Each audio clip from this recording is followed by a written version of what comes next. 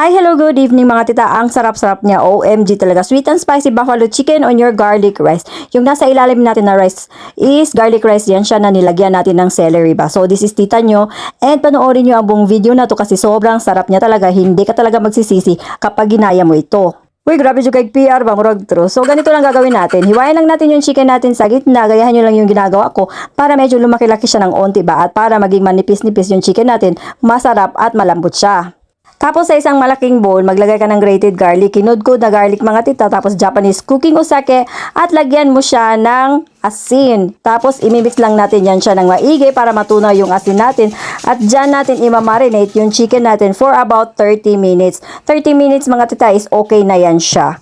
At paalala ko lang pala sa inyo mga tita, huwag niyong masyadong damihan ng asin kasi baka masyadong aalat yan siya ba. I-set aside lang natin yan siya at ihanda na natin yung iba nating panimpla. Siyempre, sinulat ko na rin yung mga pangalan nila kasi alam mo ba, mahal na mahal kita. Charot! Sana all lang mamahalan sa vlog. So, ayan, i-drain na natin yung chicken natin na marinate na natin ng 30 minutes at pahiran lang natin siya ng kitchen paper para medyo matuyo-tuyo siya, mawala-wala yung mga extra liquids niya. Tapos, budburan lang natin yan siya ng only cornstarch mga tita at wala ng iba pa. Kung gusto mong magdagdag ng iba, bahala ka sa buhay mo, baka magkagulo sila. Ikaw din, baka iiwanan ka nila, masizero ka pa. Huy, cooking lesson kaya to kung saan-saan ka nagpunta. Ayan na nga, magpiprito na nga tayo, baka kung saan pa ang usapan to, mapapadpad ba. So, una nating prituhin yung sa may bandang meat niya para hindi magdikit-dikit ba. Tapos, prituhin natin siya sa unting mantika lang muna. 180 degrees yan siya, baliktaran, 3 minutes ba. Total all, 6 minutes. Nagets mo? Baka kasi hindi mo naintindihan. Gusto mo bisayain ko or you want it on English mga tita. Baka kasi hindi tayo nagkakaintindihan ba. So, sa kakadaldal ko dito naluto na siya at ang ganda-ganda ng kulay niya, golden brown siya. Ang sarap ng kainin pero magpigil na muna tayo. Set aside natin siya, magluto na tayo ng garlic rice natin ba. So, sa kawali natin na may pamantika, lagyan natin ng rice, lagyan natin ng roasted garlic, asin at may onting bechin. Kung ayaw nyo mag-bechin, bahala kayo sa buhay nyo. Basta ako maglalagay ako ng akin ba. Tapos, ipa-fried mo lang yan siya at isi-set aside natin para medyo lumamig-lamig ng onti ba. At dahil nakapag-init na rin ako ng mantika, sobrang mainit yan siya. Mainit na mainit talaga mga tita. Yung mainit pa sa pag-iibigan yung dalawa.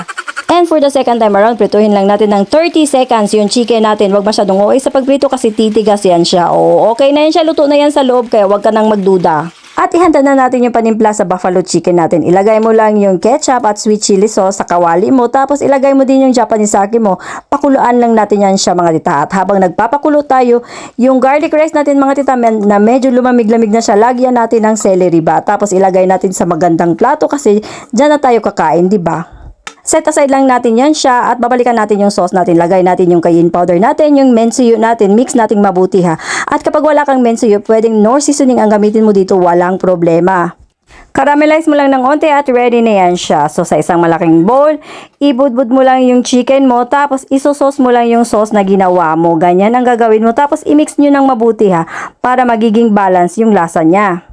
At syempre, para mas maganda sa paningin natin, lalagyan natin siya ng sesame seed. Depende sa iyo kung gaano kadami ang ilalagay mo. Basta ako gusto ko ng madaming-madami talaga ba. At nilagyan ko rin siya ng sesame oil mga tita para mas manunuot at masasarap yung lasa niya. Kung ayaw mo ng sesame oil, depende sa iyo, walang problema. At dahil nga may celery yung garlic rice mo, lagyan natin siya ng Caesar salad dressing. Tapos ipababaw na natin yan yung chicken mo. O, ang sarap-sarap niya mga tita. Ready na siya kakainin mga tita. Promise ko sa iyo, ay nako, mag-a-add on rice ka. Mag-a-add on rice ba ang tawag doon? Extra rice pala, ano ba yan? Nabububo na talaga ako. And the food is ready na. So thank you for watching my video. Sana may natutunan kayo at magawa nyo din to sa mga bahay nyo.